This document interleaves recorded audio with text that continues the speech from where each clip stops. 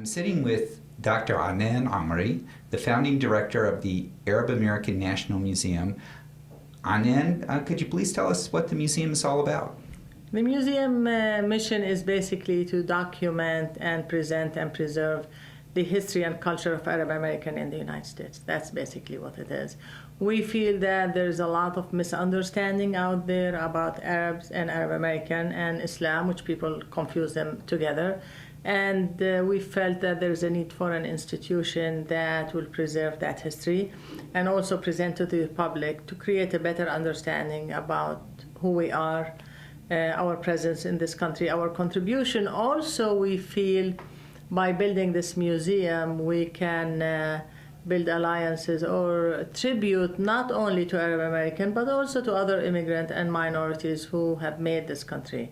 And from my perspective, we say that we want to tell the story of Arab Americans, but the story of Arab Americans is really the American story. It's the story of immigrants who came to this country trying to make a better life for themselves and for their families. So that's what the museum is about. It's an educational institution, it's a cultural institution, and we have a lot of programs that support our mission.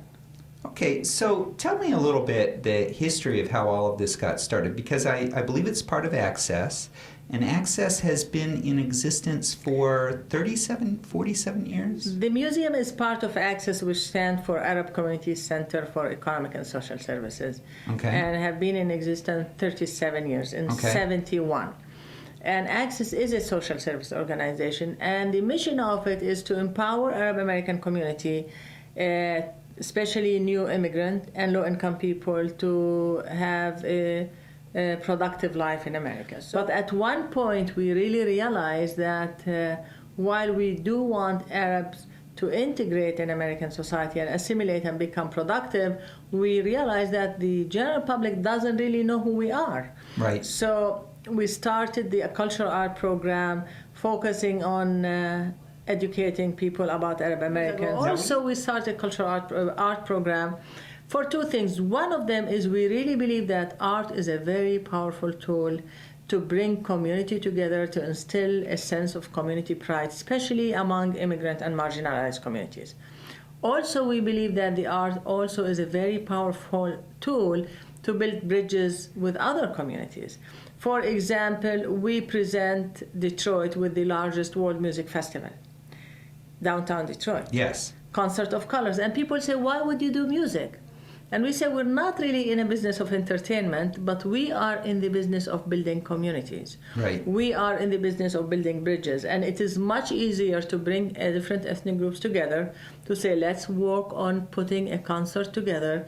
Let's present our culture, which is part of the world culture. So while we are an ethnically specific museum, we really try very, very hard to be inclusive of other people. So is the Concert of Colors, that's a museum program? Yes, now? it was cultural art program, now it's a museum program. Okay. So that's how we see the art. And out of that cultural art program, the concept of a museum emerged. Now, about how long ago did the idea of doing a museum start to come up? We started talking about it in 98, 99. Okay. Is that we really need a home for the cultural art program. If we want to do an art exhibit for Arab American, we have to go rent a studio. We want to do a concert, we have to go find a facility. We had 2 rooms in Access main administration building. Okay. And then we put an exhibit in the hallway about Arab world. We put another exhibit about Arab American in the conference room. So we felt like we would like to expand. And we looked around, and there isn't really one institution in the United States that does preserve the history of Arab American, does present the history of Arab American or their story. So we started this museum. In the world of museum, this is a small museum. It's 38,500 square feet. All right, but that's a big growth from 2 rooms, though. Of course, it's a big growth. We were 3 staff. When I joined Access in 1997, there were 3 staff. Now we are 30 staff here. Okay, we're 2 rooms. Now we have this huge place.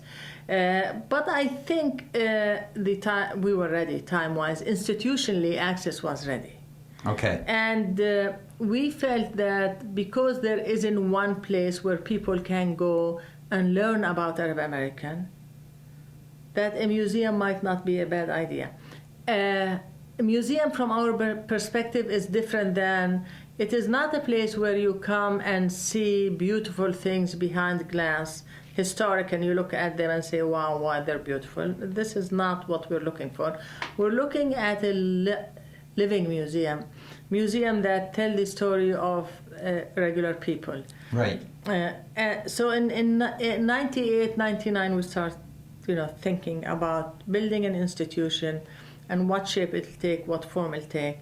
And this building you are in now used to be a furniture store. Oh, really? Yeah, it used to be the RG Lead Furniture Store, and I've been boarded up for like maybe 10, 15 years. Okay. So it's just sitting there, boarded up. And so we bought the building, and we demolished it, and we built this in its place. Okay. So that's the museum, that's its history. Of course, the process of building the museum was a tedious, painful, hard process because we don't come from museum background.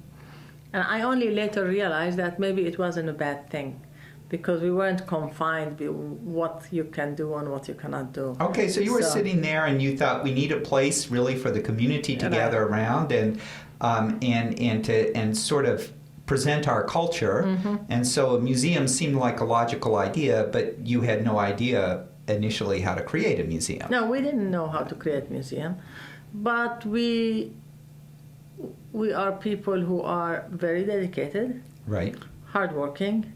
We knew the history of the community. It's not like we knew the history of Arab American. We have written books about Arab American. We have small exhibits in the main building, as I mentioned to you.